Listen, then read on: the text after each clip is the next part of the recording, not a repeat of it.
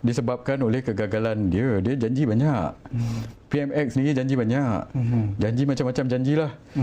Saya tak ingatlah dulu turun minyak lah, turun itulah, apa turun sekali bukannya benda turun. Semua benda naik. Yang turunnya ringgit, tak naik-naik. Ringgit paling teruk dalam sejarah.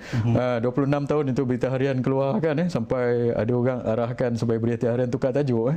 Dia keluarkan tajuk itu. So daripada segi ekonomi teruk. So sebab itu saya nampak sekarang rakyat marah sebab keadaan semua benda teruk, tarif naik, cukai naik, even semua benda naik. Ini nak naikkan, saya dengar esok kemungkinan besar nak naikkan OPR pula 3.25%, interest rate pun naik. Tapi bila saya bising ni tak tahulah, mungkin dia hold sekejap lah esok. Kalau dia hold bagus. Tapi kalau dia tak peduli, dia naikkan saja lagi esok. So saya tengok benda-benda ini yang sebenarnya bila dia gagal tunai janji and gagal perform, so dia nak kena cari diversion. Apa diversion yang dia ada? Sebab itu saya tengok sekarang ni dia start tangkap-tangkap orang. So dia pergi siasat kes yang berpuluh tahun dulu. Dia pergi siasat Tun Daim, dia panggil Tun Mahathir. Apa orang kata, saya tak ada masalah dia nak siasat orang ini. Tapi pada saya macam ni, kalau nak siasat-siasat orang, nombor satu awak kena adil dalam siasatan. Jangan buat targeted siasatan. So macam dia siasat Tun Mahathir dengan Tun Daim, sebab dia kata Tun Daim punya isi apa, sebab dia kata nama ni ada dalam kertas apa Pandora Paper. Tapi ada nama lain yang ada dalam Pandora Paper tu, nama Zahid Hamidi dengan nama Tengku Zafrul pun ada dalam Pandora Paper. Siasat semua kan? Yes, pada saya kalau awak nak siasat, nak berlaku adil, kan kata nak benteras rasuah dan sebagainya, bukan sekadar awak siasat Tun Daim atau isi Tun Daim atau Tun Mahathir atau anak-anak Tun Mahathir. Awak kena siasat Zahid Hamidi dengan Tengku Zafrul juga. Sebagai ahli politik bebas sekarang, saya cakap je lah. Saya boleh cakap benda ini. So awak siasat, barulah nampak adil. So, contoh macam Anwar juga. Dia kata dia nak benteras rasuah. Tapi orang tak percaya sebab timbalan dia dulu kes digugur di mahkamah. Mungkin 47 tu dapat apa DNAA. Ini satu lagi. Datuk Zahid itu lagi. Kalau dia pergi mahkamah, macam kes Datuk Najib lain. Datuk Najib dia pergi the whole stretch. Sampai dia lawan dapat penghakiman hakim di mahkamah tinggi, lepas tu mahkamah appeal sampai federal court, sampai dia masuk penjara, kita minta pengampunan dan sebagainya. Tapi Datuk Zahid belum habis cerita lagi peguam negara yang gugurkan. Ini yang saya ingat rakyat nampak masalahnya di situ. So Anwar ni macam dia tutup besar-besar mata dia sebelah. Yang besar punya kes ni timbalan dia. Itu hari dia pergi luar negeri di US, wartawan tu tanya pasal kes ni, dia jawab cerita lain. So kalau luar negeri pun tanya, orang Amerika pun tanya macam tu, orang dekat Malaysia apakan lagi awak pergi siasat ini kes-kes ini, kes depan mata timbalan awak tak siasat. So, saya nak cakap pada Perdana Menteri, kalau dia betul serius rasuah, jangan siasat targeted. Bila awak siasat targeted, rakyat nampak macam awak ni macam ada dendam politik.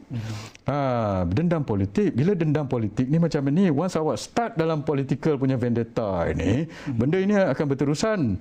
Esok PRU16 awak kalah, awak kena siasat balik sila bulan awak dengan Zahid Hamidi masuk jail dulu. Saya cakap, sebab dia akan berterusan vendetta ini. So, kalau nak siasat semua. Jangan siasat ini boleh siasat, ini tak boleh siasat. Dia kata Zahid Hamidi dah bagi keterangan pasal apa kes dia offshore punya pesisir pantai punya duit tu. Tengku Zafrul pun dah bagi penerangan pasal ini. Tun Daim dengan Tun Mahathir pun dah bagi penerangan pasal dia punya kes tu. Daim cakap macam ini, bini dia cakap macam itu, Tun Mahathir cakap macam itu, tapi mereka kena siasat. So Zahid dengan Zafrul yang dah bagi penerangan pun awak kenalah siasat juga. So tadi Fahmi Fadil Menteri Komunikasi cakap, dia kata kerajaan tidak ada kena-mengena dengan siasatan ahli keluarga Mahathir, Tun Mahathir. Saya nak tanya Fahmi Fadil, dia punya kepala ni di mana? So saya tak tahu dia ni. So yang siasat tu SPRM atau polis. SPRM ni polis ni apa? Kerajaan lah. Kerajaan lah itu adalah agensi kerajaan. So apa benda yang apa ni orang kata, kalau dia kata kerajaan tak campur tangan, so SPRM dengan polis ni bukan kerajaan ke? Mereka adalah agensi kerajaan.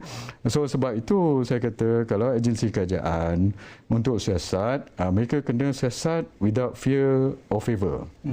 Dan saya setuju dengan pendapat beberapa NGO ini. Dia kata nombor satu, siasat semua.